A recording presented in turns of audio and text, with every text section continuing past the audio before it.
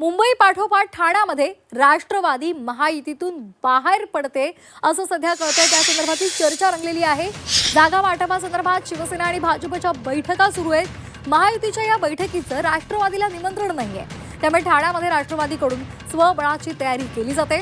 ठाणे महापालिका ही सुद्धा अतिशय महत्त्वाची आहे आणि इथल्या निवडणुकीतील युतीच्या जागा वाटपासाठी भाजप आणि शिवसेना या पक्षातल्या स्थानिक नेत्यांची बोलणी सुरू आहेत। मात्र महायुतीतील घटक पक्ष असलेला राष्ट्रवादी पक्ष मात्र या बैठकांपासून अलिप्त असल्याचं दिसतंय।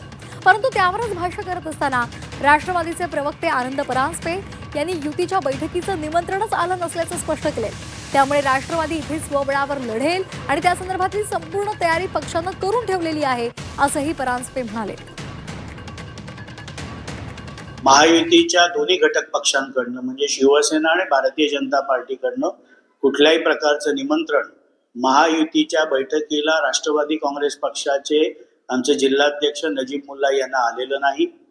जिल्हाध्यक्ष म्हणून नजीब मुल्ला यांनी पार्लमेंटरी बोर्ड बसवून 2 दिवस जवळजवळ 380 राष्ट्रवादी काँग्रेस पक्षाकडे आलेल्या इच्छुकांच्या मुलाखती घेतल्या। महायुतीमध्ये सन्मानपूर्वक जागा राष्ट्रवादी काँग्रेस पक्षाला ठाणे महानगरपालिकेमध्ये दिल्या तर राष्ट्रवादी काँग्रेस पक्ष महायुतीमध्ये लढेल, अन्यथा 131 जागांवर राष्ट्रवादी काँग्रेस पक्ष ही निवडणूक लढण्याची ताकद ठेवतो।